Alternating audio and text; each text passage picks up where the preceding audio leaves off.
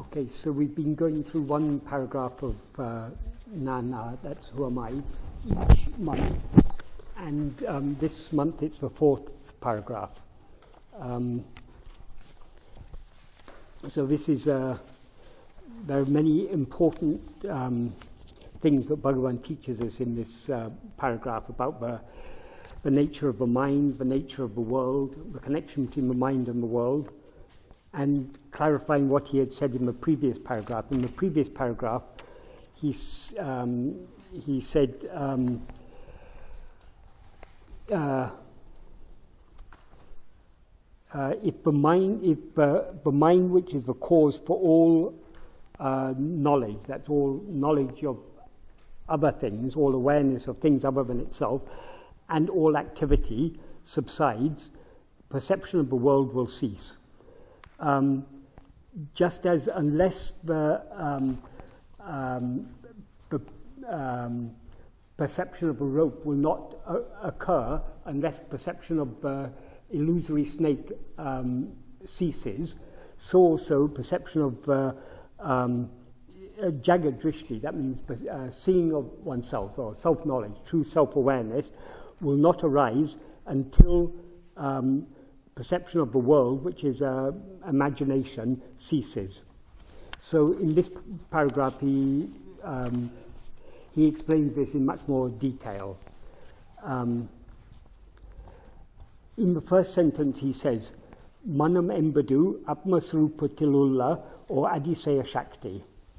That means what is called mind is an extraordinary power, Adiseya Shakti, that exists in Atma-swarupa. Atma-swarupa means the real nature, well, literally, swarupa means own form, but it's used in the sense of real nature of oneself. So, what is called mind is a wonderful power, an extraordinary power that exists in our real nature, in the real nature of ourself. As he said at the end of paragraph 2, our real nature is just awareness, and the nature of awareness is Satchidananda. So whatever seems to exist can exist only in Atma-swarupa, because it's one infinite whole. It's a pure awareness. In that pure awareness, the mind appears. The mind appears only in its own view. In the view of pure awareness, there is no mind. But the mind, this is why the mind is sometimes called Maya. Maya means that which is not, because it's an unreal thing that appears only in its own view. But the underlying base in which it appears is the pure awareness, which is our real nature. And the reason Bhagavan calls it an extraordinary power is because it makes all this appear. Without the mind, none of this would appear.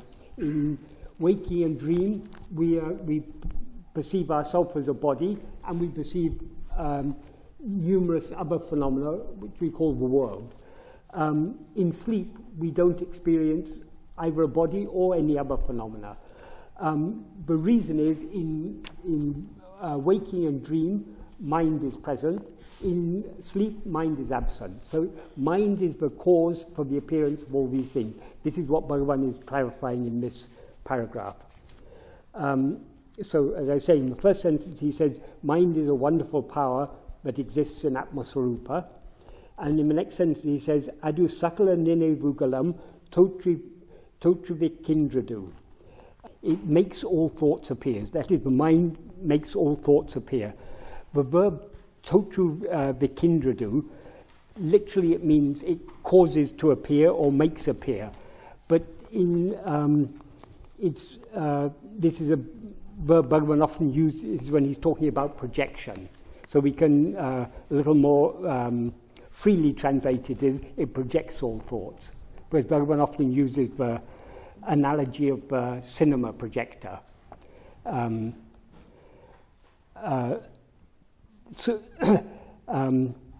And then in the third sentence he says, Ninevu gale ellam niki pakindra podu tanei manum endro porul ille. That means if we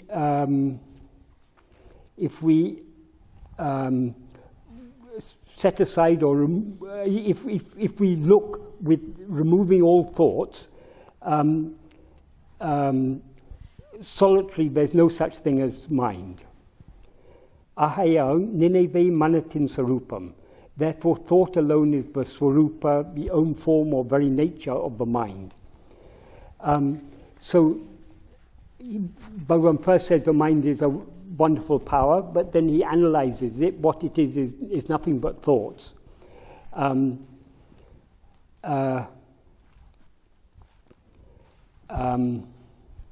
Elsewhere, Bhagavan analyzes a bit more deeply. He says the mind is nothing but thoughts, but of all thoughts, the first thought is the thought I, that is the ego. So that is the root of all thoughts, because it is without I, the ego, the thinker, no other thoughts will exist. It is the first thought I, the ego, but is aware of all other thoughts. And therefore, what the mind essentially is only the first thought I, the ego. But he doesn't, here he doesn't say that. He said that, he alludes to that later on in this same paragraph. So he's analysed the mind as that it's nothing but thoughts. And then in the next sentence he says, Ninevugale tavitu jagam endro porul anyamai ile. Excluding thoughts, there is not separately any such thing as world. So according to Bhagavan, the whole world, all these phenomena we see, are nothing but our own thoughts. In a dream, we see a world full of people and so many activities, all these things. When we wake up, we recognize that it was all our own mental projection. It was all our own creation of our mind. It was nothing but thoughts, nothing but mental phenomena. According to Bhagavan, likewise, all this is nothing but thoughts or mental phenomena. When Bhagavan uses the term thoughts, he uses it in a much deeper and broader sense than the normal sense in which we use thoughts. People often talk about, oh, I was meditating, I was without thoughts for 5 minutes. What they mean, when we use thoughts in that context, we're just talking about mental chatter. When there's less mental chatter, we say we're without thoughts. But according to Bhagavan, the I who is meditating, the body that is sitting in meditation, the room in which it is sitting, all these are nothing but thoughts. So, except in sleep, we are never free of thoughts. We are never completely without thoughts, in the sense in which Bhagavan uses the term thoughts. Which is very important to understand, because later on in the 6th paragraph, he says, for example, what does it matter however many thoughts appear? Whatever thought may appear, we should investigate to whom it appears, and thereby we should turn our attention back towards ourselves. So what Bhagavan means there by thought is not just the mental chatter. It means any awareness of any phenomena, anything that appears or disappears is a thought. And the root of all thoughts, the first thing to appear and disappear, is the ego, the first thought I. So to support this contention, to convince us of what he is saying is the truth, but there's no world other than thoughts. He gives 2 more sentences. In the first of these, he says, "Tukatil ninevugalile jagamomile." That means in sleep there are no thoughts, and there is also no mind. Sorry, in sleep there are no thoughts, and there's also no world. That is, because the world is nothing but thoughts, in the absence of thoughts there's no world. That's the implication here. And then in the next sentence it says, in waking and dream there are thoughts, and there is also a world. So why the world appears in waking and dream? Because of the arising of the mind and all its thoughts. And then in the next sentence he gives an analogy to explain how the mind projects the world. Silindi puci epidi tanir idamirandu beliil nule nutru marapadium tannul irtu kolkirdo. That's the analogy. That means just as a spider spins out thread from within itself and a grain draws it back into itself, appadiye manamum tan iditilirandu jagate totru vittu marapadium tan idame oduki kolkiradu. In the same way, the mind makes the world appear or projects the world from within itself and again dissolves it back into itself. And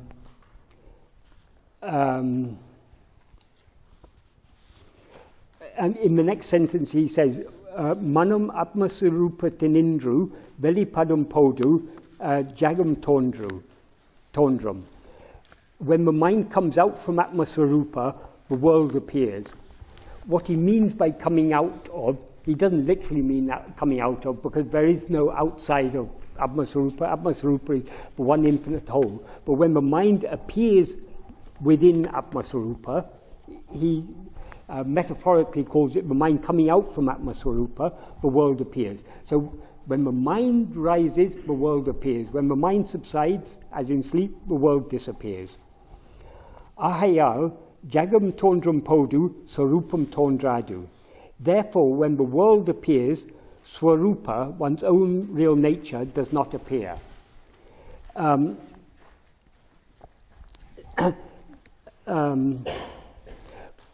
The reason for this is our own real nature is pure awareness. When awareness of anything, when the mind rises, awareness of other things comes into existence. That obscures our real nature, which is the pure self-awareness, awareness of nothing other than itself.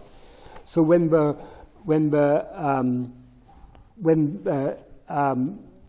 mind comes out from Atma-sarupa, when the mind rises from Atma-sarupa, the world appears. And therefore, when the world appears, our real nature does not appear.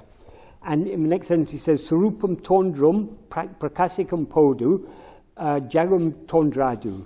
When Swarupa appears, and he puts in brackets prakasikam, which means shines, the world does not appear. The reason he puts shines here is when he says when Swarupa appears, our real nature is not something that actually appears and disappears. It's only in the, it seems to appear when the mind, it seems to disappear when the mind arises, because at the mind we're aware of our real nature is pure self-awareness. That's the pure awareness I am. But when we rise as mind, we're aware of ourselves as I am this body, I am Michael, I am, and we're also aware of all other things. So this, the rising of the mind, in the view of the mind, conceals our real nature. So because our real nature is seemingly concealed by the rising of the mind, Bhagavan refers to when the mind doesn't, when the mind subsides, Swarupa appears, he says. And to make it clear that he's not meaning that it actually appears and disappears, he puts shines in brackets. Shines there means when we know ourselves as we really are, the world does not appear. That is the implication there. Up to here, he's clarifying what he had said in the previous paragraph, which is unless the mind subsides, unless the mind ceases to exist, our real Swarupa Darshanam, that's the awareness of our real nature, will not arise.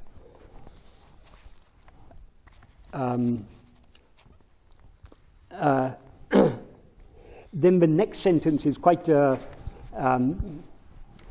Bhagavan expresses himself very cryptically here. He says, Manatin Sarupate Vicharitu Konde Ponal Tane Manamai Mudiyam What that literally means is, if one goes on investigating the mind, oneself alone will end as mind. What exactly he means by oneself alone will end as mind, we have to think very deeply. In some of the earlier versions, this is the essay version of Nāṉ Ār, which was written by Bhagavan himself. In some of the earlier versions that were what Shiv Prakashan Pillai had recorded, but it was different in different versions. But in some versions it was given as Maname Tanai Mudiyam, which means the mind alone will end as oneself. But when Bhagavan wrote it himself, he wrote Tane Manamai Mudiyam, which is a very cryptic way of saying it. Literally it means oneself will end as mind. The implied meaning is oneself alone will finally turn out to be what previously seemed to be the mind. Now it's a bit like saying the rope will end as the snake. That is, the rope will turn out to be what had previously appeared as the snake. That is the implication there. And what he means by oneself here, he clarifies in the next sentence, Tan embadu Atma-sarupame. What is here called Tan, oneself, is only Atma-sarupa. So the implication here is what appears as this mind, and consequently is all this world, is nothing but our own real nature. But so long as it appears as all this, we are not aware of ourselves as we really are. So long as we see the snake, we don't see the rope. When we see the rope, we don't see the snake. We can't see the same thing as a rope and as a snake simultaneously. We either see it as it is, or we see it as something else. And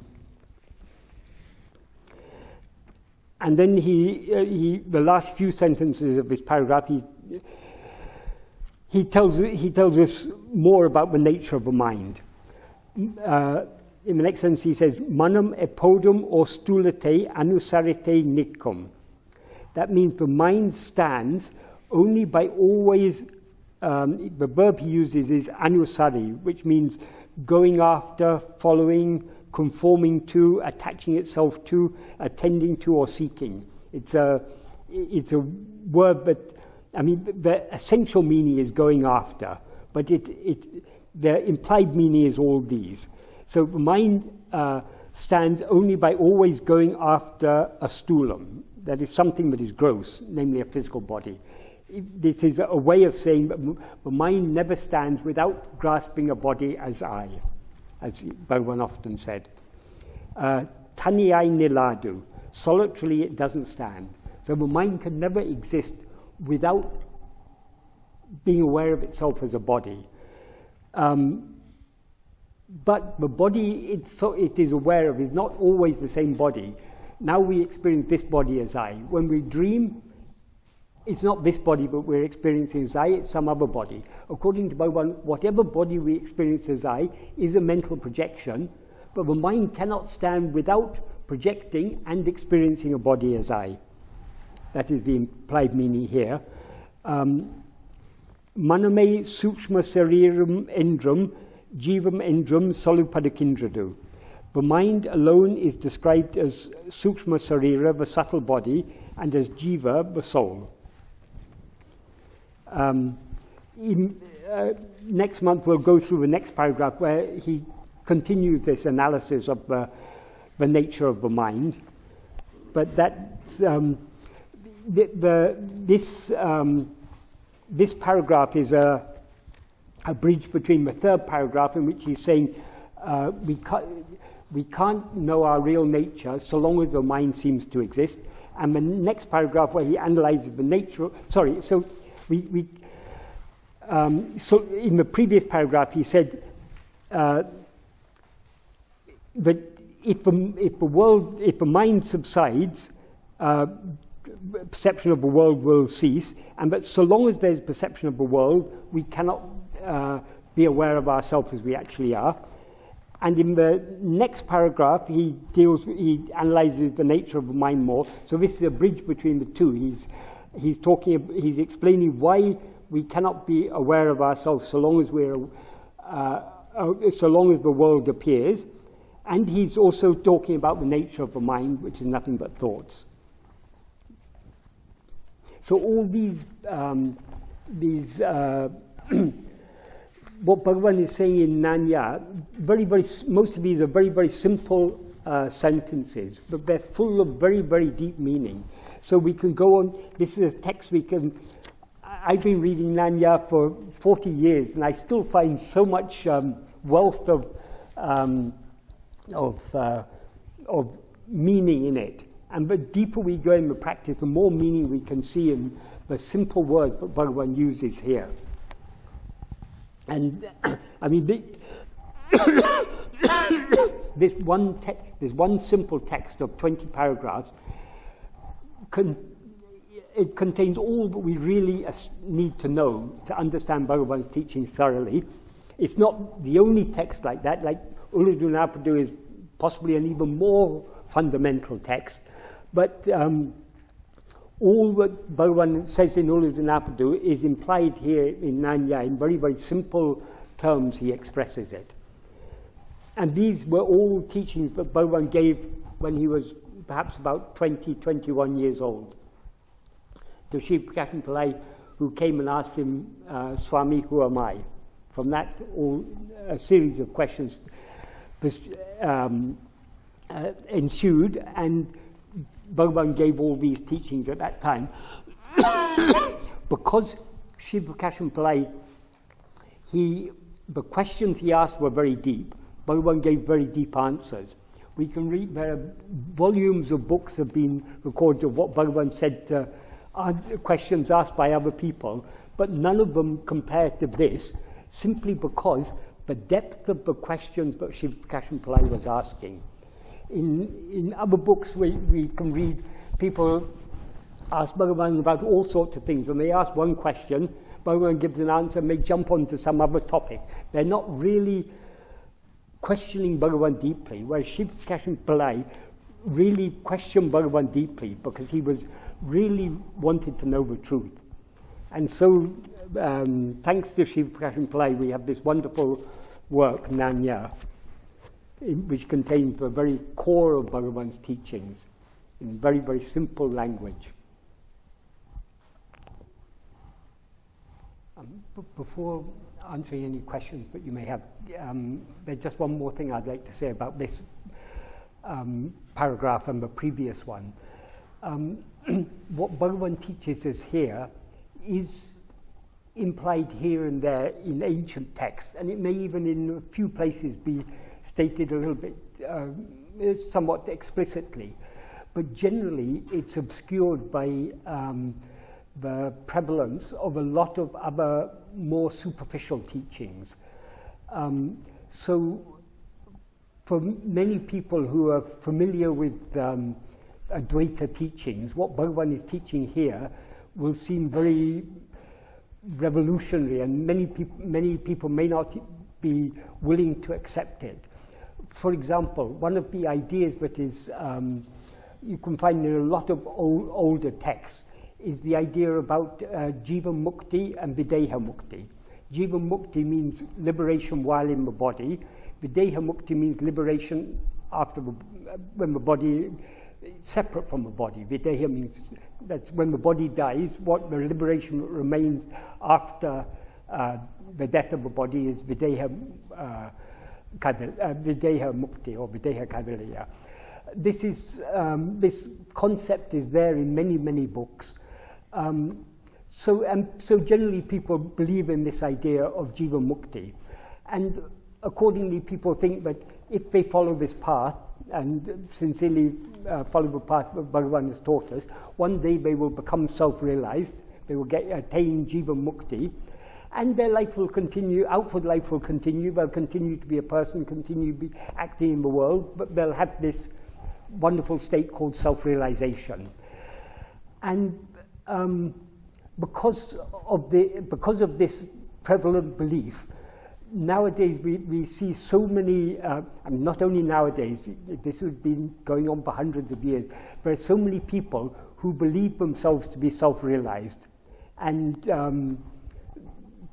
and they give teachings, and some of them may be deliberately trying to dupe other people. Some of them may genuinely believe that they've attained something.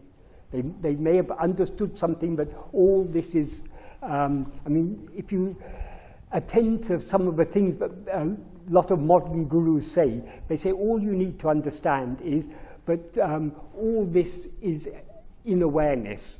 And that if you understand that everything is in awareness, and you understand that you are that awareness in which all these things are happening, that's all you need to understand. That is liberation or jnana or whatever. This sort of superficial understanding is emphatically refuted by Bhagavan in these two paragraphs. According to Bhagavan, so long as we perceive the world, we don't perceive ourselves as we actually are. When we perceive ourselves as we actually are, we don't perceive the world. So why then is this idea of Jeevan Mukti mentioned so often in ancient texts? It's because it is what seems to be true from the perspective of the ego, from the perspective of the ajnani. We see Bhagavan as a person, and we believe Bhagavan is self-realized. So we think, he's a Jeevan Mukta. Even while alive in the body as a 16-year-old boy, he attained self-realization, and for 54 years after that, he continued to live in that state of Jeevan Mukti. And then finally his body passed away, and he was then in the state of the Deha Mukti. This seems true from our perspective, but Bhagavan often emphasized all this is only from the perspective of the ajnani, only from the perspective of the ego. Because from the perspective of the jnani, the concept of a self-realized person is a contradiction in terms. So long as we experience ourselves as a person, we are not self-realized. When we are self-realized, we don't experience ourselves as a person. In fact, when we are self-realized in day by day in one place, I think in December 1945, so it was just a few months after the atom bombs were dropped on Hiroshima and Nagasaki, Bhagavan used the analogy of an atom bomb, but he said when the atom bomb of jnana descends, it will destroy all the worlds, and like a spark in a heap of cotton, everything will be consumed, because it's all based on the flimsy foundation of the ego.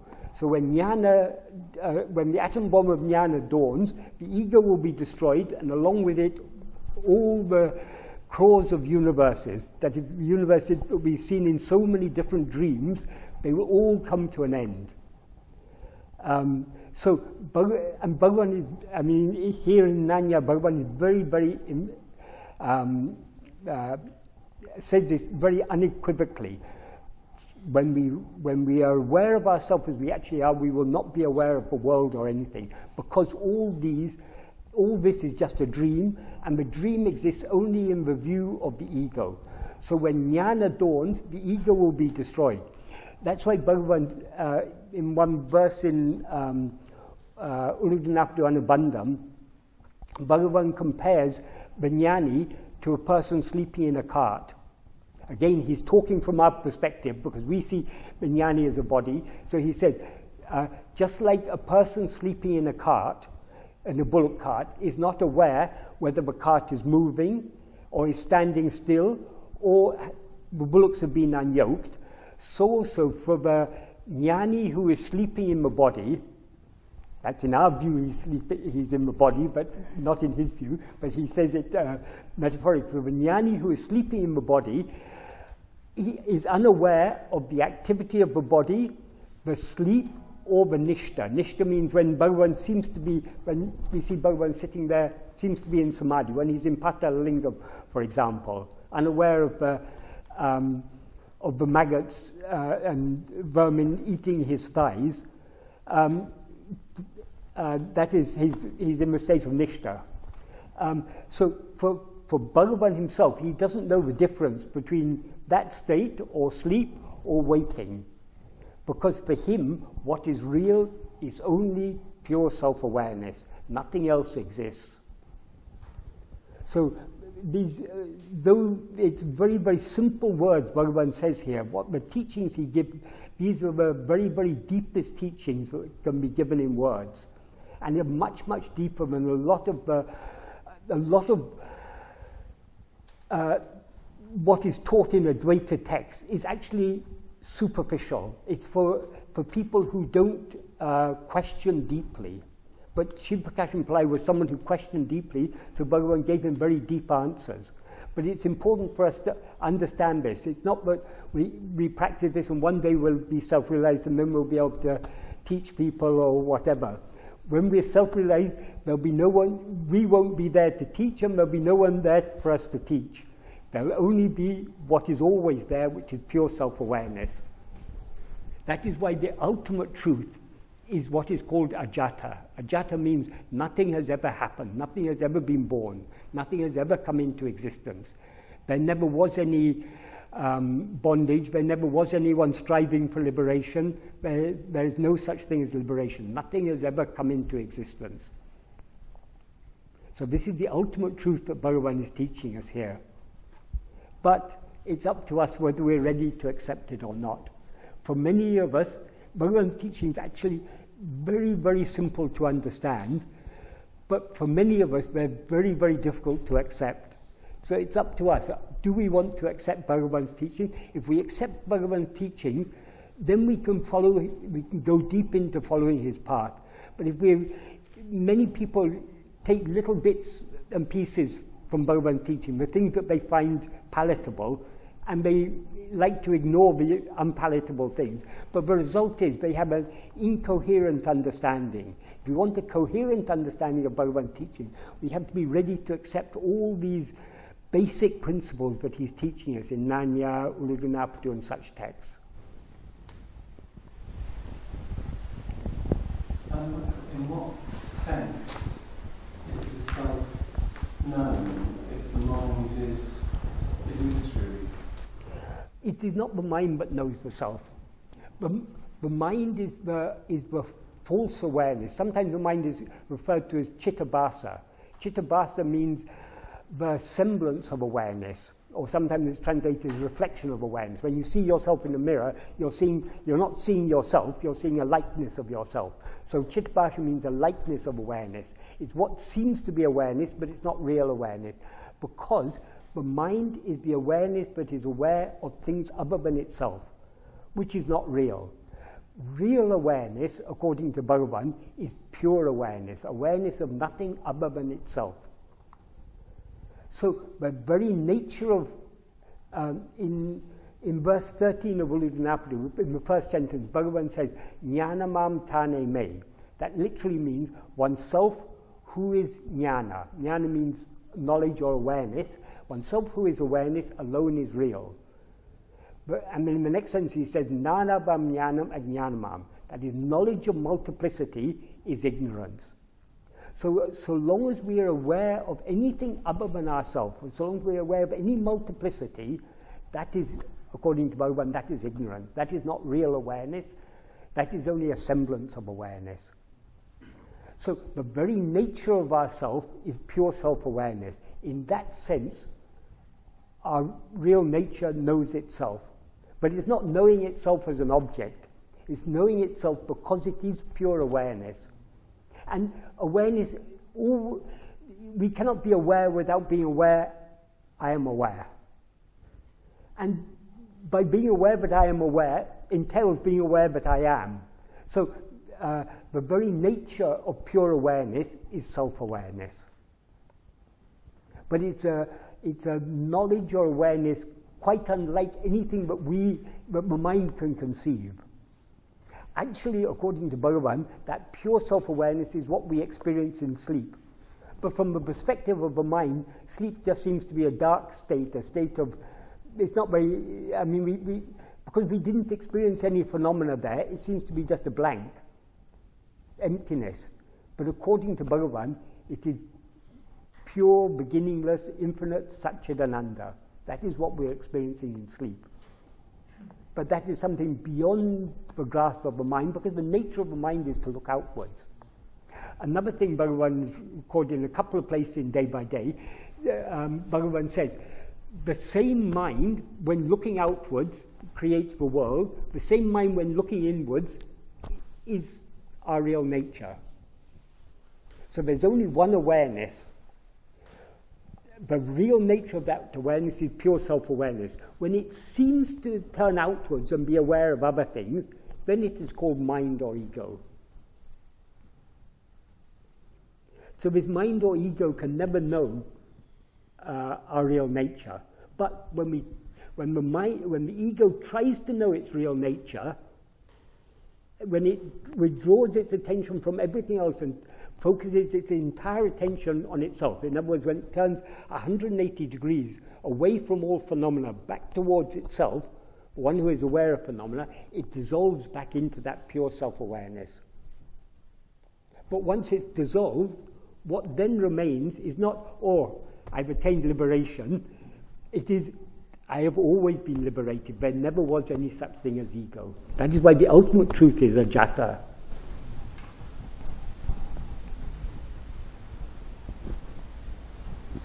Michael, you mentioned accepting this. Yes. If we're prepared to accept this.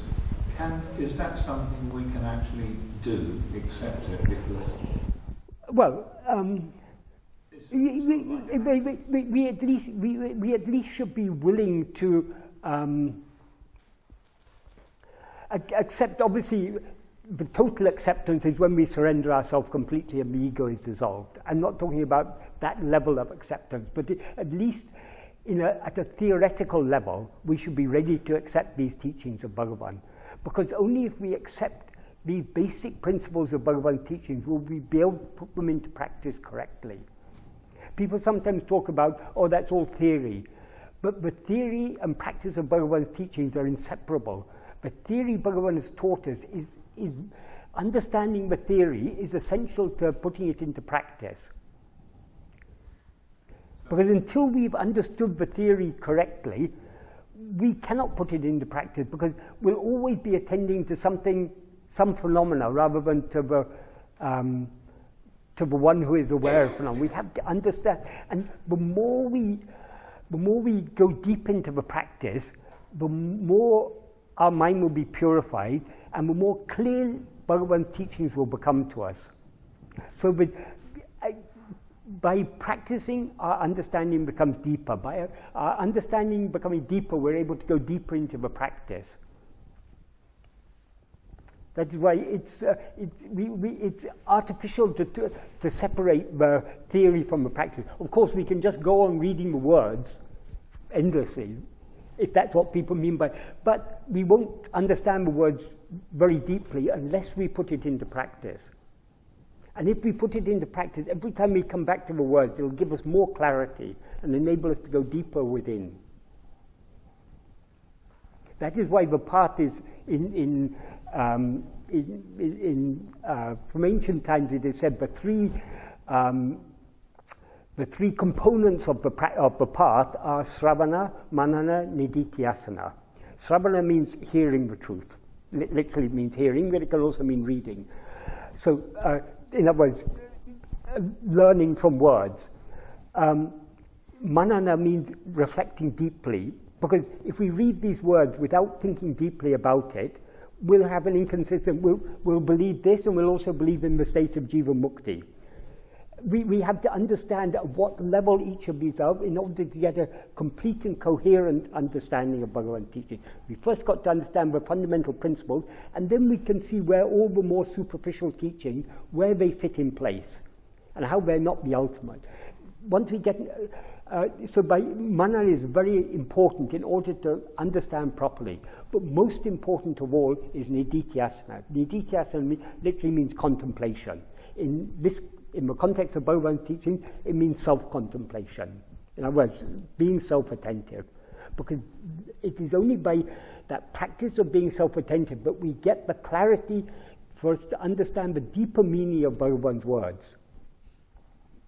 Nowadays, it's quite popular among some of these modern gurus. They say, oh no, it's, if you're ripe enough, you just need, Sravana alone is sufficient. You just need to hear, and you'll be enlightened. So come to my satsang, pay me $1,000 and listen to my words, and if you're lucky, if you're ready for it, you'll get enlightened. And if if you don't get enlightened by the end of it, it means you're not ready for it. But I get my $1,000.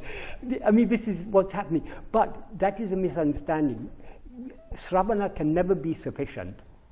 There are some people, some very rare people. There was one disciple of Bhagavan called Tene Swami. Bhagavan said to him one word, Iru, which means be. And Bhagavan said it in a context. He came to Bhagavan to take permission to go to Pondicherry to apply for a job. And whereas Bhagavan would, if people came and said, Bhagavan, I'm going somewhere, Bhagavan would usually just nod his head. And usually to Tene Swami, Bhagavan said Iru. And anyone sitting there would have thought Bhagavan's just saying, Iru means be. Also often it's used in the context of just, in the sense of just wait. So anyone there, if they'd noticed what Bhagavan said, would have thought Bhagavan is saying wait. But there was one person there, other than Tene Swami, who understood what Bhagavan really meant, which was be as you are. That person was Murugan. So Murugan was the only person who understood what happened on that day. By that one word, Bhagavan established Tene Swami in that state. But it's not just because of the Sravana. It's not just because Murugan heard that, Tene Swami heard that word. There were so many other people in the hall who also heard that word. He not only heard the word, he understood what it meant, that the manana was there automatically, and he turned his mind within, and it merged within. So without the actual practice, no amount of hearing is going to be sufficient. When we have the maturity, just one word will be sufficient. Just the final spark to ignite the pile of cotton. So what did he do that day? What did that man do? He didn't do anything. Bhagavan said be, so he followed what Bhagavan said. He lived for about more than 50 years after that. Most of the time he was just sitting on a tine. That's why he was called Tene Swami. Tine means a bench in the veranda of a house. In the same compound where Sadhuam was staying, the same family who were feeding Sadhuam. He used to come begging to their house, and one day he came and said, Amma, it's raining outside. Can I come in? It was a bright sunny day, but so he came and he sat on the tine, and a few minutes after that a few drops of rain fell. And for the next 40 years or so he was just living on sitting on that tine, doing nothing. You probably met that. Yes, I knew him. But sometimes he would say things which were intelligible, but most of the time he either wouldn't talk at all, or he would talk something that nobody could understand what he meant. Did you know him? Yes. Who looked after him? Who looked after him? That family, the same family. They were devoted to Bhagavan.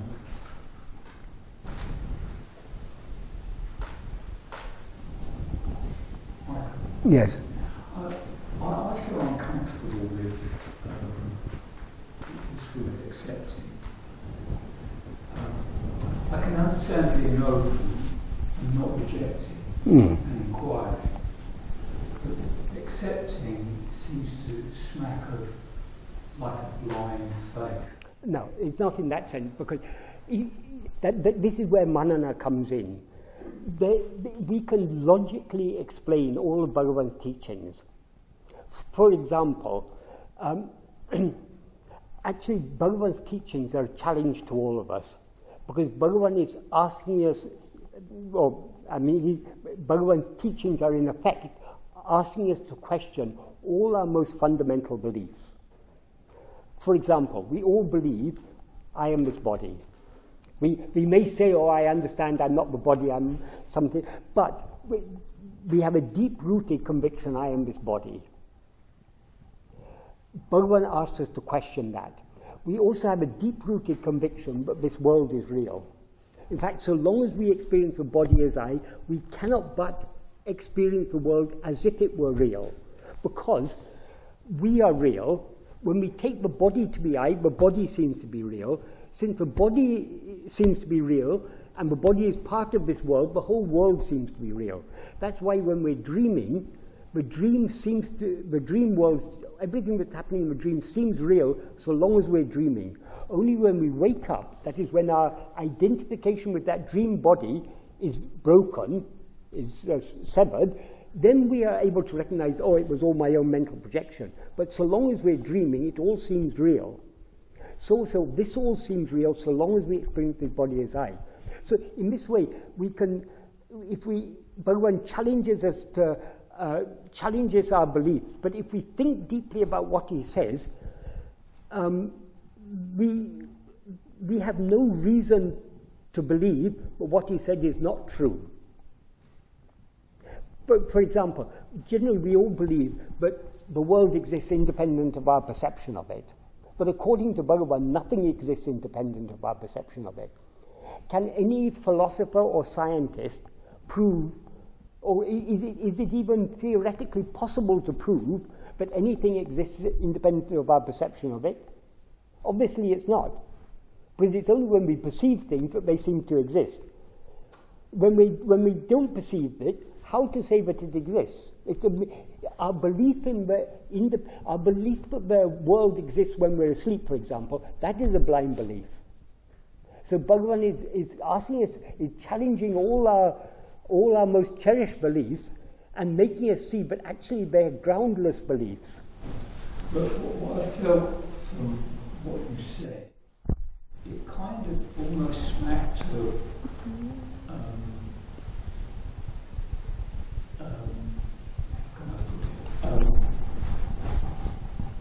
like religious. Exclusivity. Yes. The Bhagavan's teachings are,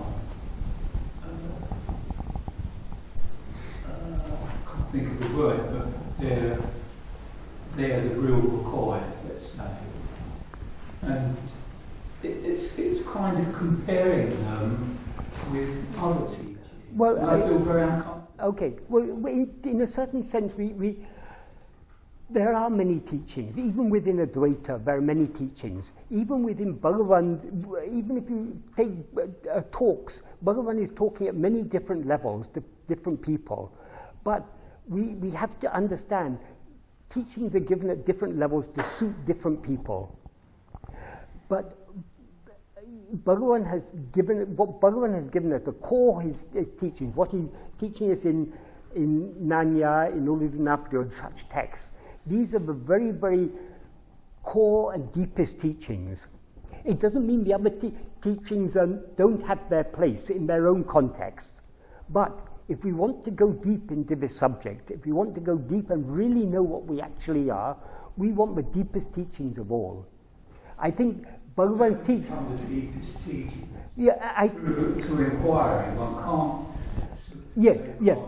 Trust anything. Yeah, but as far as words is concerned, as far as within the limits of words, Bhagavan has given us the deepest teachings that can be given in words.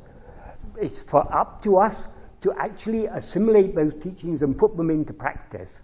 That is up to us. That is why I say, are we ready to accept it? If we're not ready to accept, even at a verbal level, what Bhagavan has said, even at a conceptual level, if we don't accept, we won't be able to go so deeply into their practice. Well, I don't think it's a matter of accepting, it's more a matter of being open, of not rejecting. Well, yes, it is.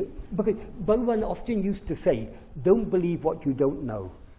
So Bhagavan hasn't asked us to believe his teachings, but he has given us good reasons why we should investigate ourselves. Because if we think deeply about what Bhagavan has taught us, it is clear we now experience ourselves as I am this body. But if I were really this body, I couldn't be aware of myself without being aware of this body. But I'm aware of myself in dream without being aware of this body, then I'm aware of myself as some other body.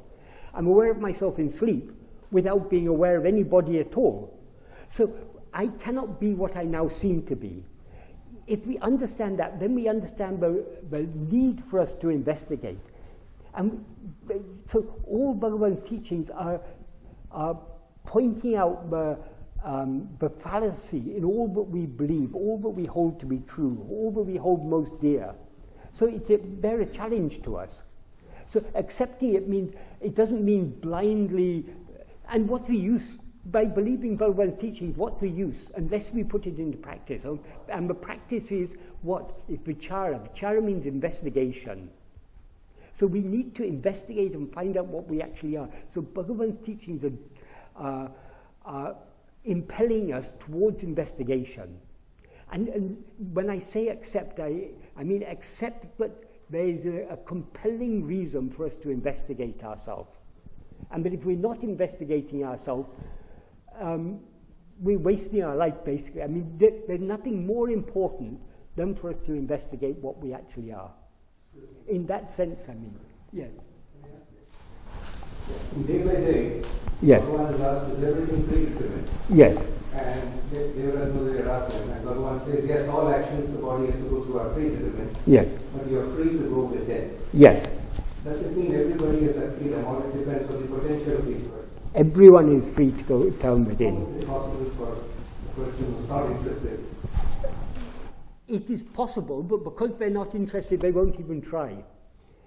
We all have that freedom, but we may not use the freedom. But he says the activities of the body are freedom. That is something that is often misunderstood. All prarabdha, our destiny, determines what we are to experience in this life. But even in the note that he wrote to his mother, Bhagavan said, what is to happen will not stop. What is not to happen, it will not stop, however much effort one makes to obstruct it. What is not to happen will not happen, how much effort one makes to make it happen. So we have the freedom to try to experience things that we're not destined to experience, and to avoid things that we are destined to experience. We have that freedom. So some of our actions are driven by our free will. That is, those actions are agamya, and it's the fruit of those agamya that later get stored in sanchita and may later be experienced as prarabdha. So Bhagavan is not denying, but we have the freedom to make effort, to do things, but we don't have freedom to change what is destined to be experienced. That is what Bhagavan emphasizes there. People are this is a topic people ask endless questions about and have endless problems with. All this is taking interest in Anatma, what is not ourself. No action is ourself. So the reason Bhagavan gave us these teachings is to help us turn within. If we are firmly convinced by what Bhagavan says, but whatever is to happen is going to happen anyway, we can't change it, we will make less effort to try and change things. And therefore we'll have more time and inclination to go within. So all these teachings, the reason Bhagavan gave those teachings is not for us to inquire deeply into what is prarabdha, what is agamya, which prevails, fate or free will. As Bhagavan says in verse 19 of Ullidunaptu, this whole argument about which prevails, fate or free will, is for those who don't know the truth of the root of fate and free will, namely the ego. So what we have to investigate is the ego. Now in this ego we have a will. So we can't deny that we have a will. In fact, we generally, the term Bhagavan used in that Tamil verse is mati, which simply means will. It doesn't mean free will. Freedom is, the freedom of our will is implied there, but it's not actually stated. But nobody can deny that we have a will. We all have likes, dislikes, hopes, aspirations, desires, fears, attachment. This is all our will.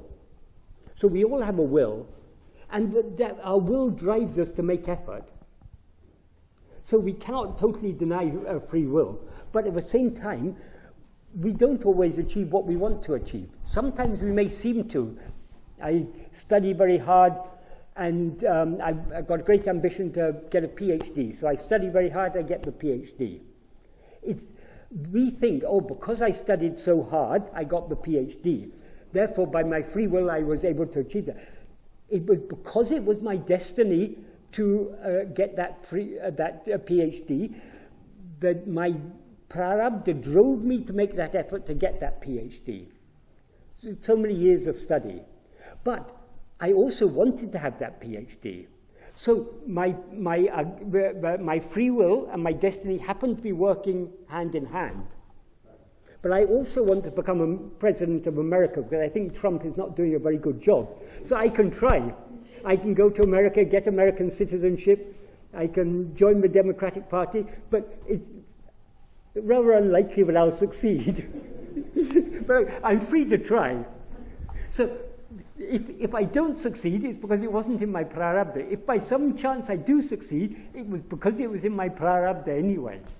So there are many things we try for which we don't achieve. There are many things we try for which we do achieve. Most things which we do achieve, we achieve because they were anywhere in our prarabdha. We may have had a strong desire for it. At that time, our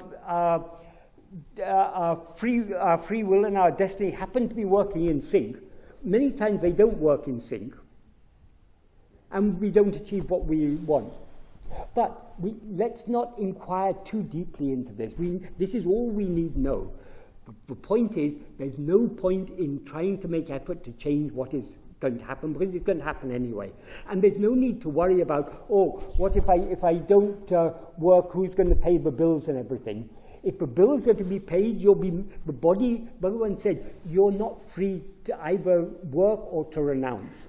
The work you're destined to do, you mean the body and mind, will be made to destiny. But you are not the body and mind, so why should you be concerned with what work the body and mind are doing? Turn your attention within. Try to know who you are. Separate yourself from this body and mind.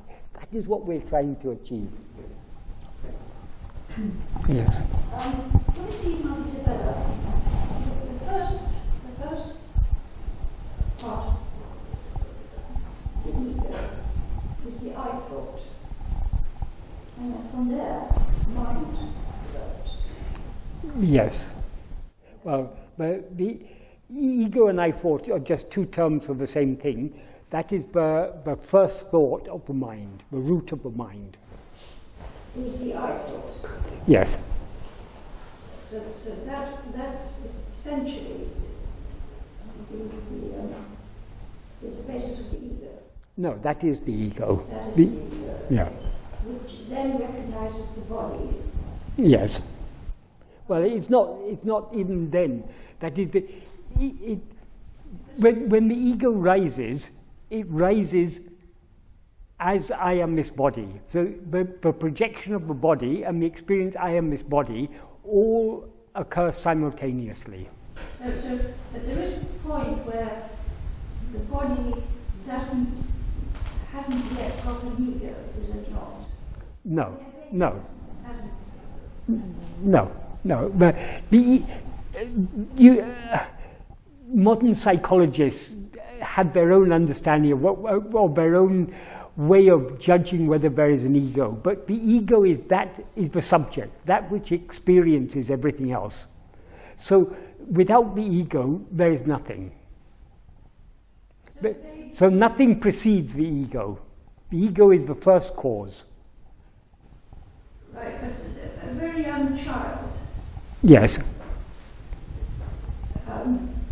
Does it have an ego or doesn't it? Is a very young child aware or not aware? If it's aware of anything... It hasn't identified that awareness with the body yet, is it? Well, no, it has. Because it is aware of it. Pure awareness has no center. But the awareness that is aware of itself as I am this body is centered in the body. That is the ego. So the body-centered awareness is the ego. So long as we're aware of a body or anything other than ourselves, because we're never aware of anything other than ourselves, except when we're aware of ourselves as I am this body.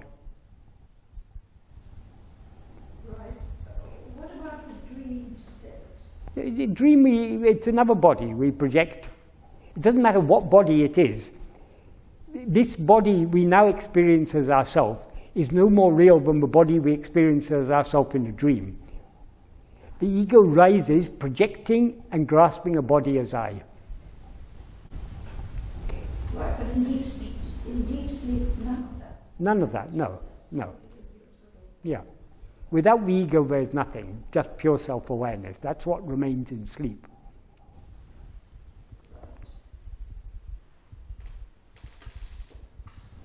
So all three states, or two states. Yes.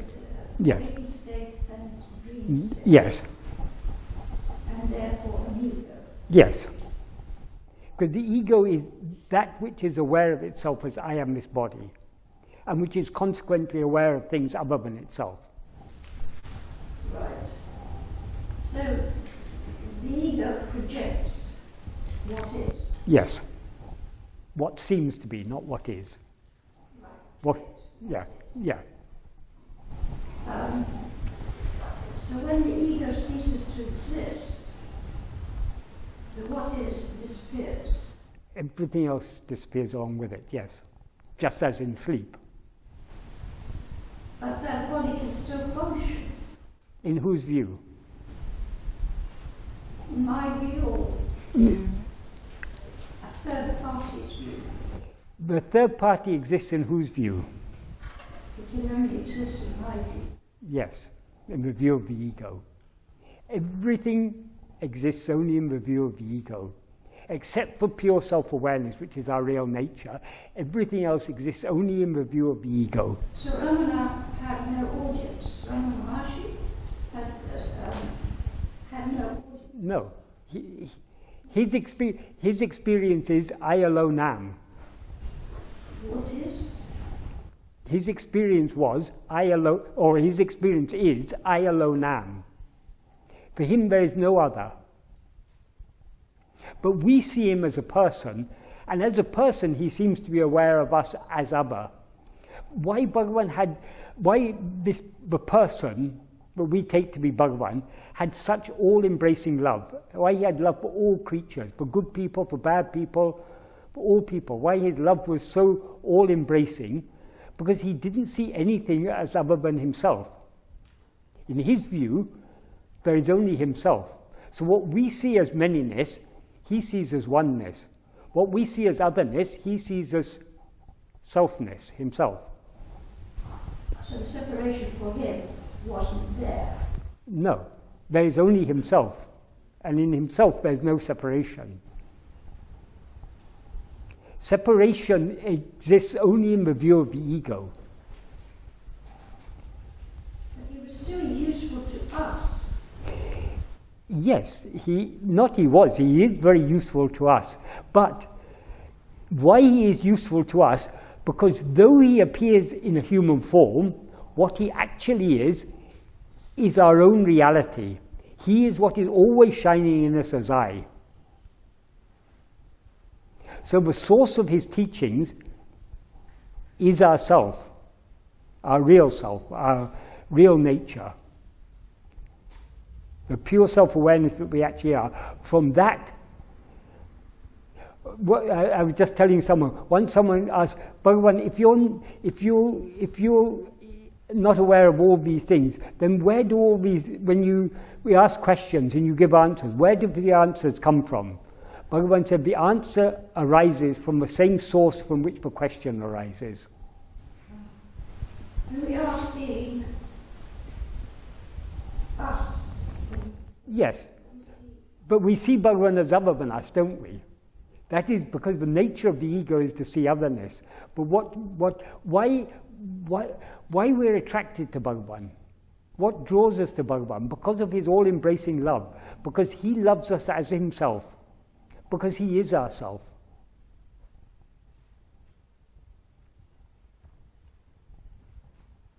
So if we want to know Bhagavan, we have to know ourselves. So long as we see Bhagavan as a person, we are not seeing him as he actually is. So when he left the body, He himself said, Where can I go? What is there to leave? Because he is the all-pervading space of awareness in which all these things appear and disappear. So where is there for him to go? It's like a soap bubble. Well, yes. I mean, it is. He is the all-pervading space of pure awareness. Where is that to go? Everything that seems to exist only within that infinite space of self-awareness. He is that, and you are that. So he says, if you want to know me, know yourself. Yes.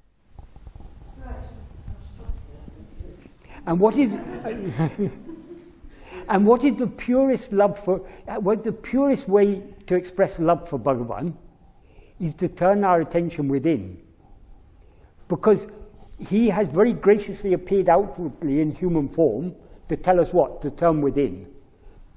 But even before he appeared in human form, and even long after that human form has gone, he is always shining in us as I.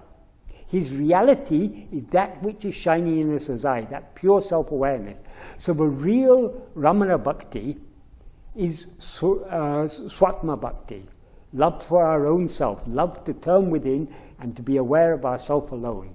That is the real Ramana Bhakti. But in some place, he said that the ego of the sage is like a burnt rope. It doesn't have a sense of volition. He says that for whom? For people who see him as a person with an ego. It's only in our view that he is a person. It's only in our view that he seems to have a mind and an ego. So because we see him as a mind, he said that mind is just like a burnt rope. It doesn't bind anything. But that is not the ultimate truth. That is a concession to our ignorance. A lot of things that Bhagavan said are a concession to our ignorance. Ultimately, his whole teachings are a concession to our ignorance, because in his experience there is no ego. But if he tells us there is no ego, how is that of any use to us? If he tells us you don't exist, there is only pure self-awareness, how is that useful for us? We have a problem. So he acknowledges our problem. He comes down to our level to acknowledge, yes, there is a problem. That problem is ego. The root of all problems is ego. The ego seems to exist so long as it is facing outwards, so long as it is attending to anything other than itself. But the nature of the ego is that it rises, ahande undain, urupatri undam, urupatri nekam. Grasping form, it rises. Grasping form, it stands. Urupatri undu mihaongam. Grasping and feeding on form, it flourishes. What he means by grasping form is attending to anything other than itself, because he says it's uruvatrapeya hande, formless phantom ego. So how does this formless phantom grasp anything? Only by attending to it. And anything it grasps, any form it grasps, that's any phenomena, is something other than it.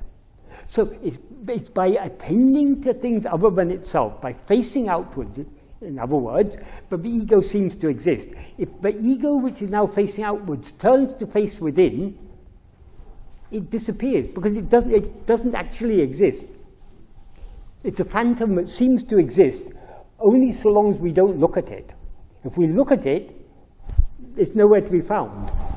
But a child till it's about 1 year doesn't have an ego, but it's not aware that it is aware. It does have an ego.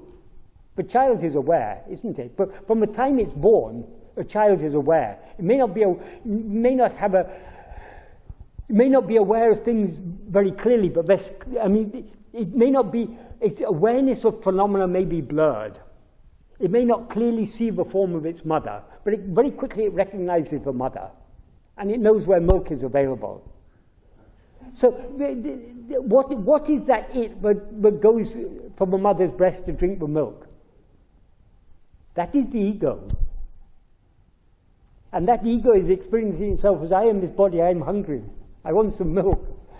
So it may not be, Bhagavan sometimes used to say about children, Bhagavan said, why people find young children so attractive? They look so innocent and so, Bhagavan said, because they haven't yet sprouted their horns. That means it's all in there. But whoever has been born as that child may look very innocent now, but later it may grow up to be God alone knows who. So because, in other words, the vasanas, they're there in seed form, they haven't yet sprouted. That's what Bhagavan said when he said they haven't yet sprouted their horns.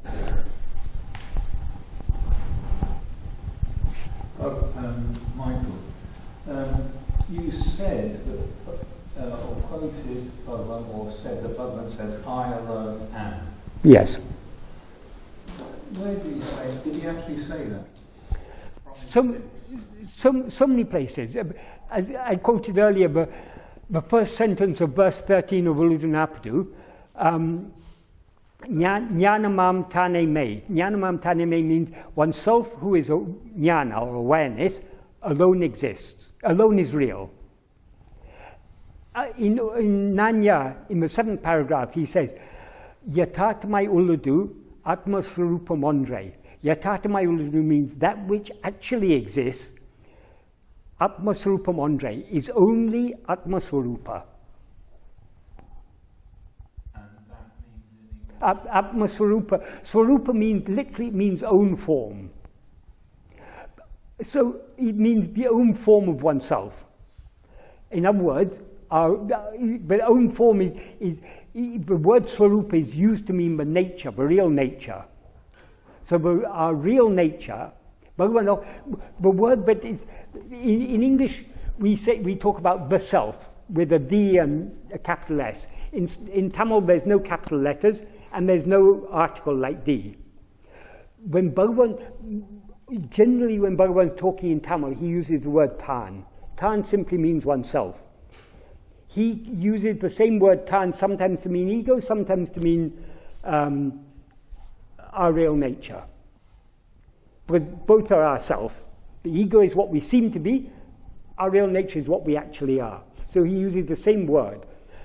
There's a verse in Uludunapadu where in the same sentence he uses the word Tān 3 or 4 times, referring to ego and to self. He says oneself, the source of oneself. So we have to understand from a context in what sense he's using that word Tān. But when he wants to specify that he's referring to our real nature, the term he generally used was either Atma Swarupa, which means the real nature of oneself, or simply Swarupa, meaning implying one's real nature. So he says our real nature alone exists. That alone is real. Which is, in English, I alone am. Yes. Sounds a bit different. Well, it says, what does I refer to? I is a pronoun that refers to ourself, isn't it? So I alone am means ourself alone is. It's the same. But it's not the words that are important, it's what the words mean that is important. Bhagavan says the same thing in many different words, but they're all pointing to the same thing.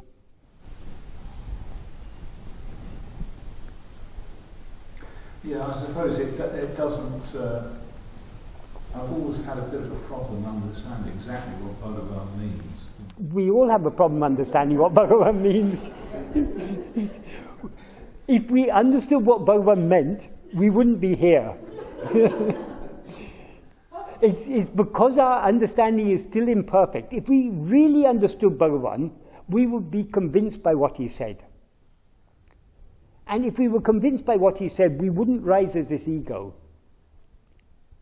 It is because we haven't yet fully understood that we are still here, still struggling. But by practicing the path he has shown us more and more deeply, our clarity of understanding will become will increase. Will be more. His words will become more and more meaningful to us. We won't be learning any more information. The same words there, same meaning, but the depth of meaning in it will be clearer to us.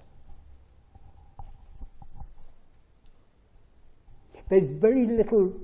Bhagavan sometimes. What I was going to say. There's very little for us to learn. The basic principles of Bhagavan's teachings are very, very simple,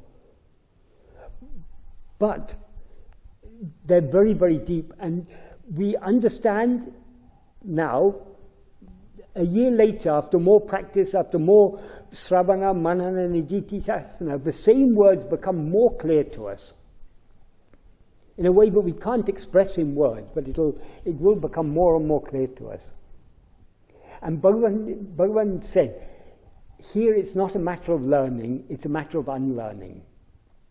We come to Bhagavan with so much knowledge, so much beliefs about so many things. Bhagavan is questioning all our beliefs. He's questioning our very existence as the person that we take ourselves to be. So we've got to unlearn all that we've learned. Because ultimately what is true, there's only one true thing that we know, and that is I am. Whatever else we know is untrue, ultimately.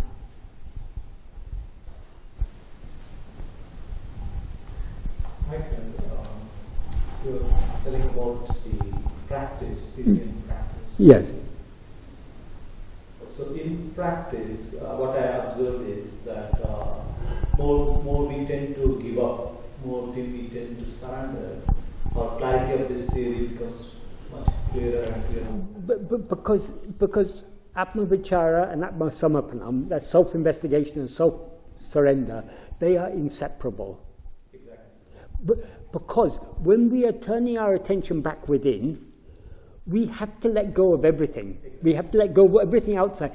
Not only that, this ego seems to exist only so long as we're facing outwards. So when we give up facing outwards and turn within, the ego begins to dissolve. That is why Bhagavan said in Nāṉ Ār, Anma chintane tabira, vera chintane ku, satrum idum kodamal, apmanishta paranai iripade, tanne isanaku aripadam.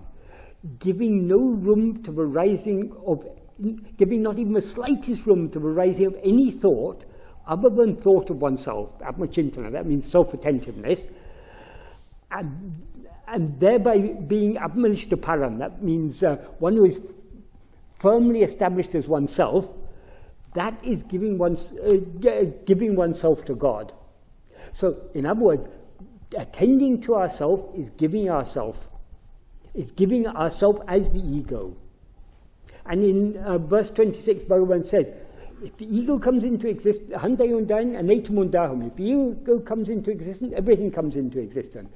If the ego doesn't exist, everything doesn't exist.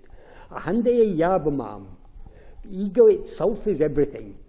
Adalal yaduidu nadale overall yavam and all. Therefore, know that investigating what it is, what this ego is giving up everything.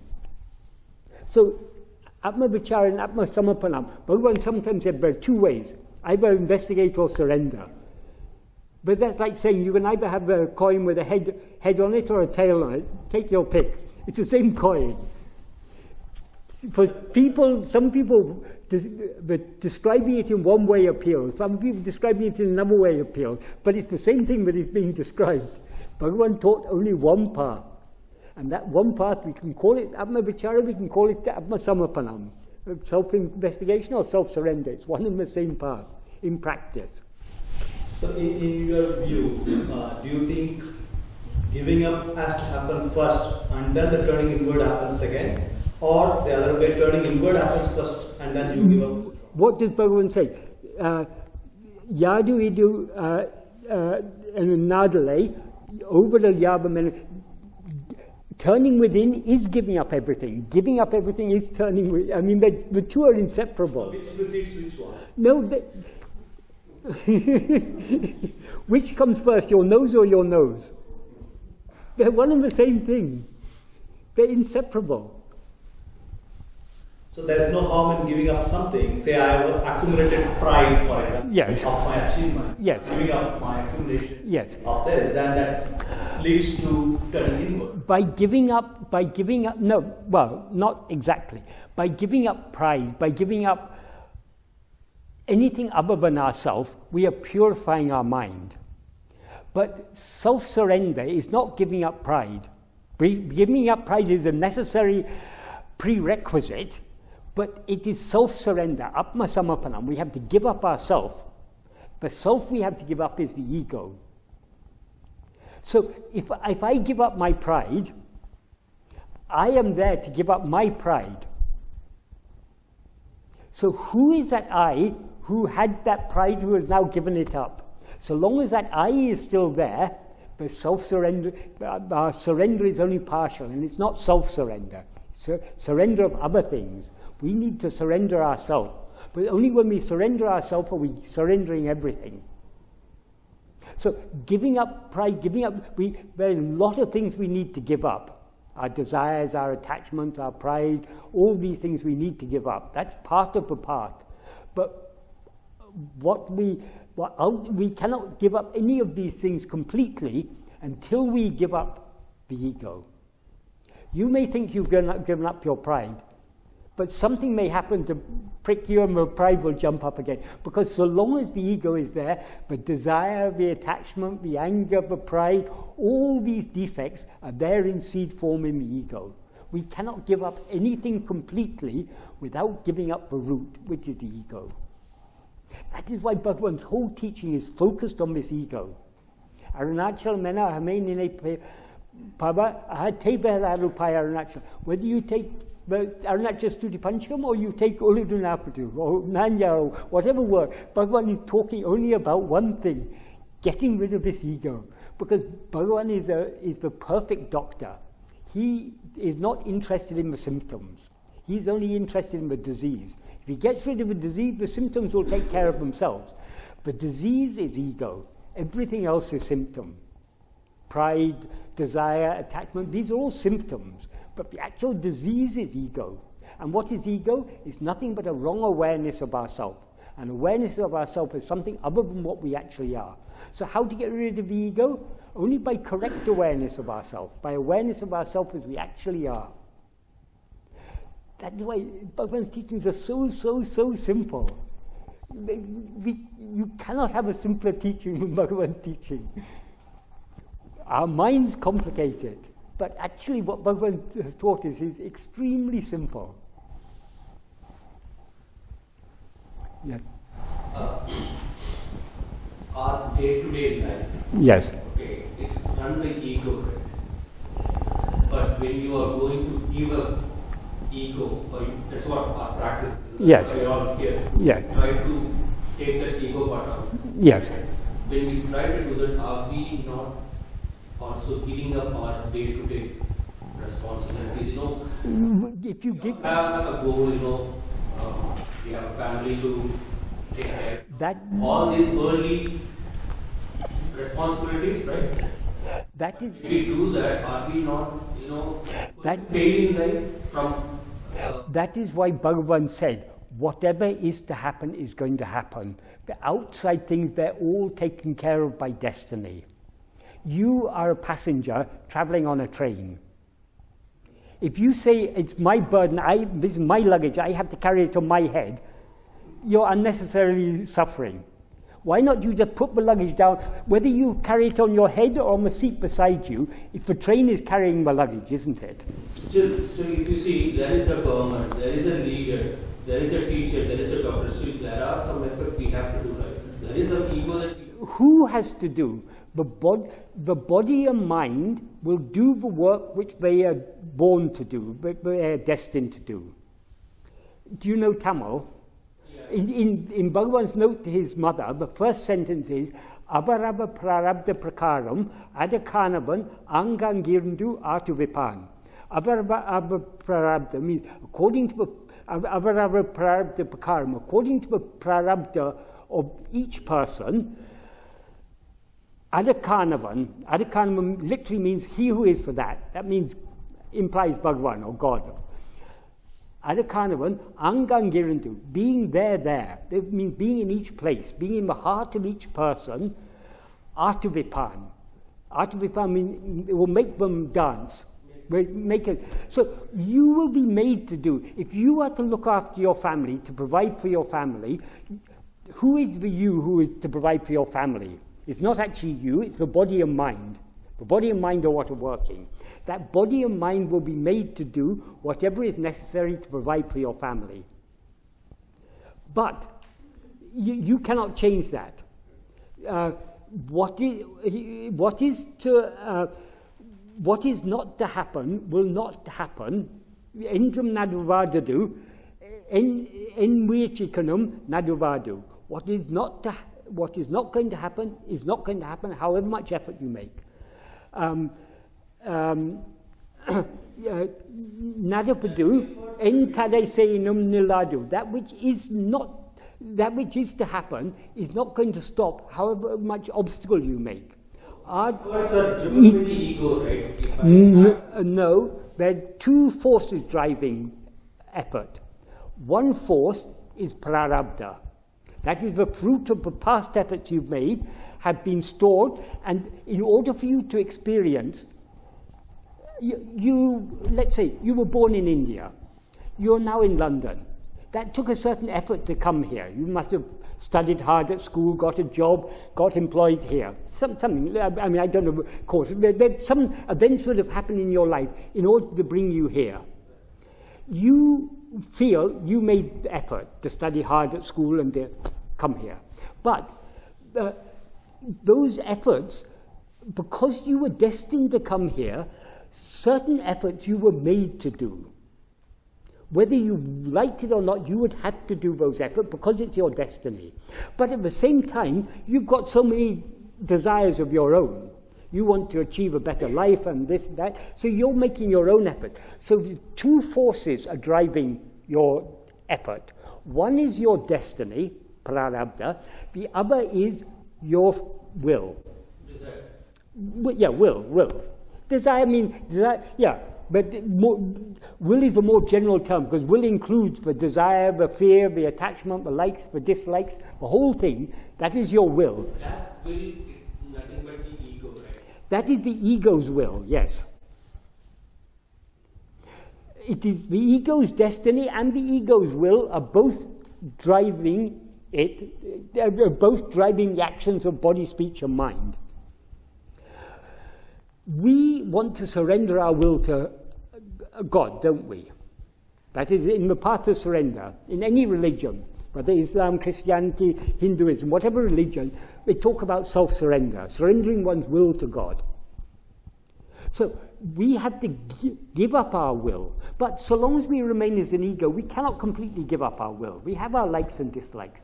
So in order to give up our will, in order to surrender to God, to surrender our will to God's will, we have to surrender the ego itself. Because so long as the ego is there, it will have a will of its own. However much we try to surrender, there'll be certain things we find unpleasant, certain things we find pleasant. That is our will acting there. So, that I can understand, but didn't you say that you are going to surrender your will, ego? Okay. The question that arises is, what about the things that we have to do? So the fact that you're concerned about the things that you have to do, that is your will is making your will is making you concerned about these things. Bhagavan says, don't be concerned about these things. Surrender that to even that burden. You're saying, but my luggage has to reach Delhi. I'm on the train to Delhi, but I don't want to. If I put my luggage aside, it may not reach Delhi. So I've got to carry it on my head. Bhagavan says, you and your luggage are both on the train to Delhi. Put your luggage down beside you. travel comfortably to Delhi. You and your luggage will arrive in Delhi together at the appropriate time. So all that your body, speech and mind have to do, they will be made to do. If you are destined to look after your family, to provide for them, you will do it very well if you surrender yourself to Bhagavan. Even if you don't surrender yourself to Bhagavan, you'll still do it. But why to travel uncomfortably with the luggage on your head? Yes.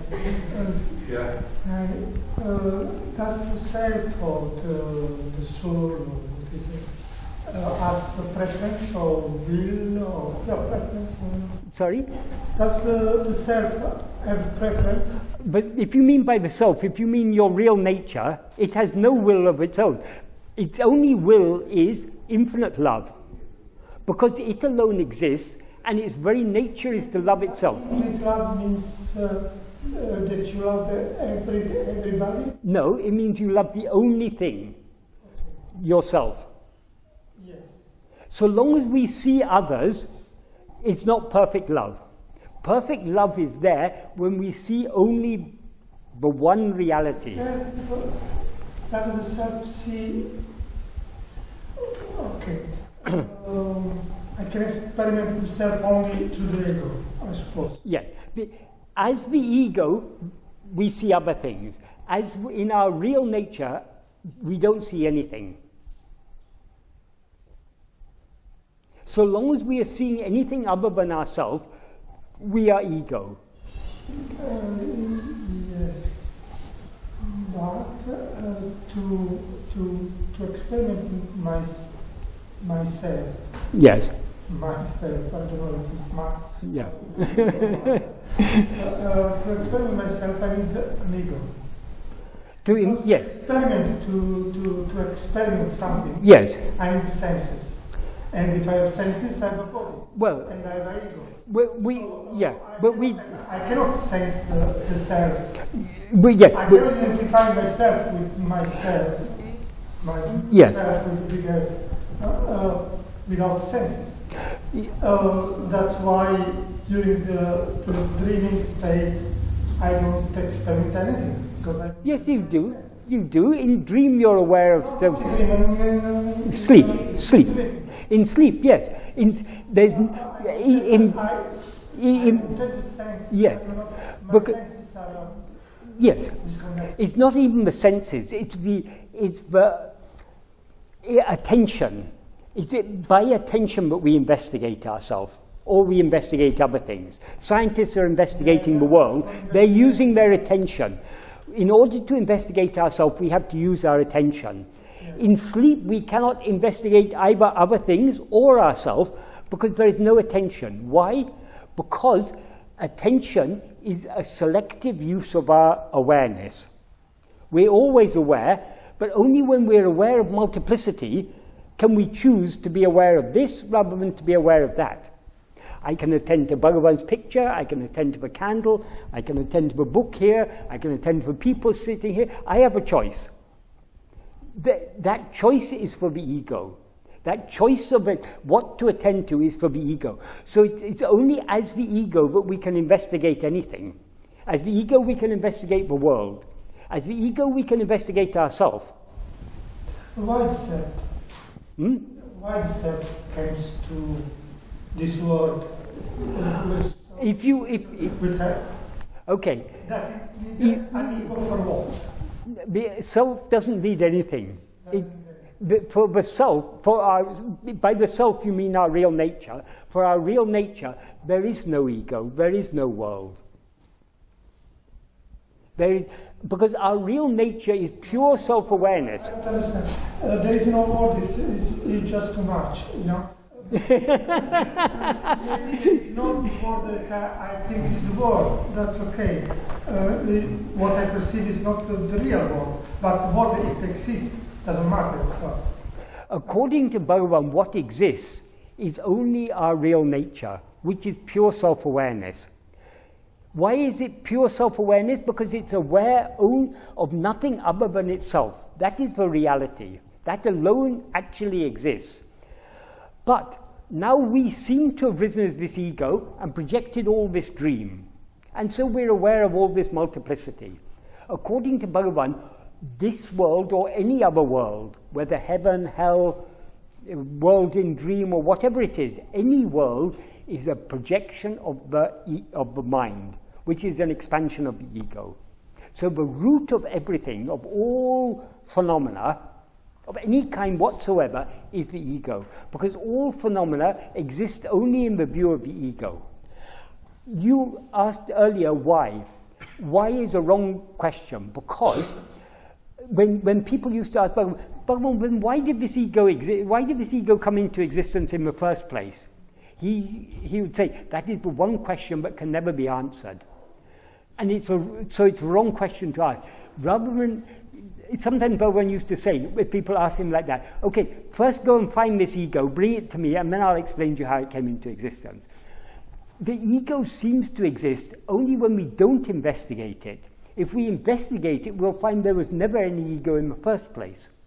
When we there means the ego. When the ego investigates itself, it will be found that there's no such thing. And what remains is then what will always exist, which is just pure self-awareness.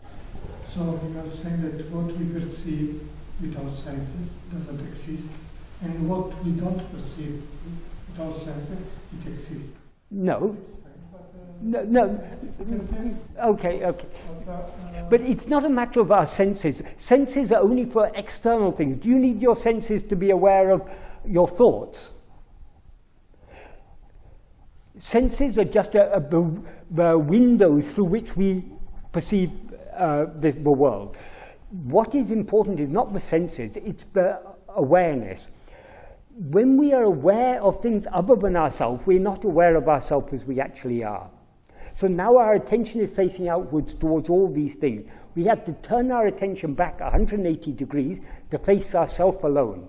When we do so, we'll find there's no ego there. The ego will dissolve. What remains is just pure self-awareness. That is what we actually are. And that is not something that we're unaware of. Even now we're aware of ourselves.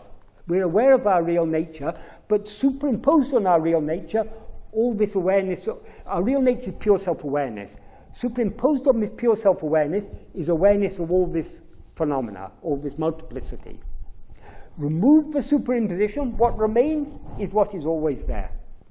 And all this superimposition, it exists in whose view? Only in the view of the ego. So we don't have to remove the world. Simply remove the ego and everything is removed. Are we to accept this destiny like blindfolded? Because it seems as if our ego is the one that is causing all the problems. We should get rid of the ego. Yes. Destiny take place. If we were to just follow a destiny, things would be too easy. There would be no purpose, and it seems as if again there is no point even to have a self. Destiny means what we are to experience in this life. According to Bhagavan, it is already predestined. It's already decided. What we Do you accept that blindfolded? Because he says that. It's How does he do that? okay. There are certain. This is one of the. This is not one of the essential aspects of Bhagavan teaching. This is a supplementary thing. This is something that nobody can prove. It cannot be proved. But we can understand why Bhagavan taught this. There's a very great advantage. So long as we are concerned about our external life, our mind will be going outwards. Our aim is to turn the mind within. So Bhagavan has assured us you don't have to concern yourself about the external life, because the external life is going on according to destiny. We don't have to believe that. We can't prove that. But if we accept that, it makes our life a lot easier, because we are trying to turn within. The less we are concerned about external things, the easier it will be to turn within. So there's a practical benefit in accepting what Bhagavan has taught us in this respect. If we don't want to accept it, nobody can prove it. Nobody can prove. But We are not to be concerned about external things. No, because the same destiny will make you get up. If you're destined to work, you cannot stay in bed in the morning. You'll have to get up. But I'm destined to work because I've been told that this is what everyone has to do when they grow up. You have to go to work, and you go to work. Even if... What will everyone think of me if I go? Okay, so you're concerned about what people will think of you, but... So it's what everyone else thinks about me, which is the external side. So that is what makes me get up. Supposing nobody had told you that you had to get up and work, how long would you stay in bed? You would get hungry after a day or two, wouldn't you? You would get up and go looking for food. So there are people out there that become homeless and they lose purpose and they possibly do those things. They don't care about that and they eventually don't even... well, yeah, I mean... Or things like that. It's exactly the external forces that keep us in equilibrium, I guess. I think ignoring these external and making it all negative sounds... It's not all negative. It's accepting what is... But there's so many... Even if we believe we have control, how much control do we have on our life? Very little. We didn't decide what sort of family we weren't born in some country where there's war or country where there's starvation. We were born in, all of us here, were born in relatively favourable circumstances. And those favourable circumstances have moulded our life. So how much, nowadays people talk about being in control, but how much actually are we in control? Now, you may have a job, but how can you be sure? Your company may suddenly go bust or something, and you lose your job. And then you may be very well qualified, but you're just not able to get the work. So many things can happen. Things aren't under our control nearly as much as we like to think they are. So, at what point do you get worried that you're not getting another job, that you're running out of money? Yeah, because if you're not worried because it's out of your hands, at what point does something actually well, not being worried? Theoretically, we can say you shouldn't worry, and ideally we shouldn't worry, but in practice, we will worry, won't we? And why is that? Is that because of the ego? That is because of the ego, because the ego doesn't want to be homeless, the ego doesn't want to starve, the ego doesn't want to give up its cup. Negative, so No, but